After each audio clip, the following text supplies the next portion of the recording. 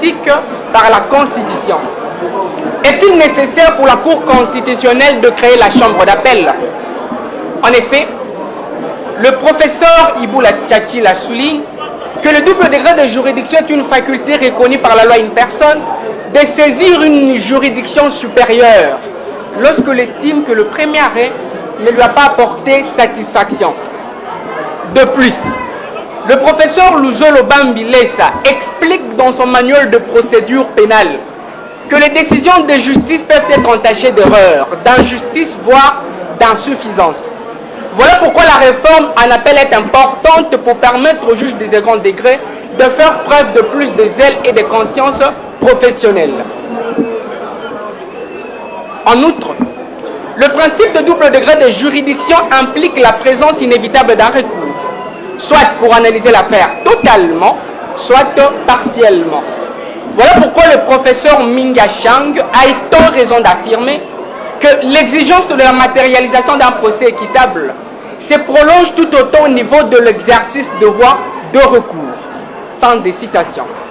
Par ailleurs, l'article 21 de la Constitution du 18 février 2006 constitue le fondement de cet axiome en précisant que le droit de former un recours est garanti.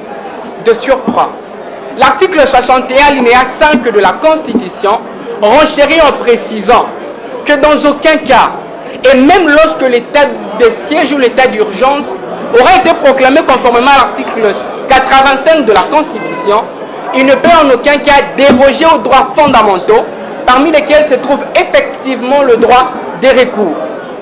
C'est dans cette optique de réflexion que Mamadou Tangara rappelle que même s'il est primordial de restreindre certaines règles fondamentales pour la sauvegarde d'intérêts national, le droit au double degré de juridiction reste et demeure capital car il est vital.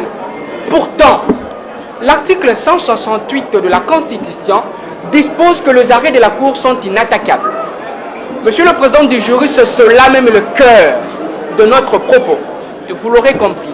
Et on a besoin de rappeler qu'il existe un conflit entre le droit fondamental de former un recours contre la règle d'instance unique reconnue à la Cour. Au demeurant, aujourd'hui, la création de la chambre d'appel serait la réponse appropriée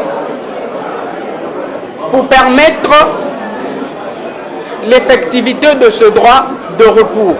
Et l'arrêt RP 001 du 15 novembre atteste qu'il y a une impérieuse nécessité pour la Cour de créer la chambre d'appel dont le juge seront élus par le Parlement, comme les cas en Allemagne, avec un mandat à vie comme les cas aux États-Unis.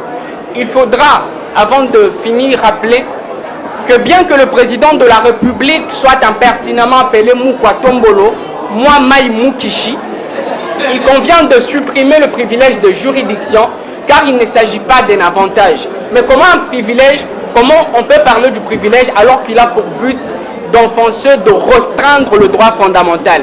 Monsieur le professeur, sachant que toute œuvre humaine est imparfaite, la mienne s'inscrit dans cette logique. C'est dans cette manière que je me soumets à votre sagesse afin de purifier mon travail. Vos suggestions ou remarques m'aideront dans les jours à venir. Nous sommes là depuis 8 heures. Alors, ma question est simple. Vous parlez du double degré de juridiction au niveau de la Cour constitutionnelle.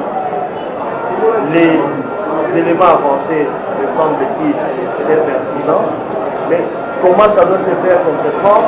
Comment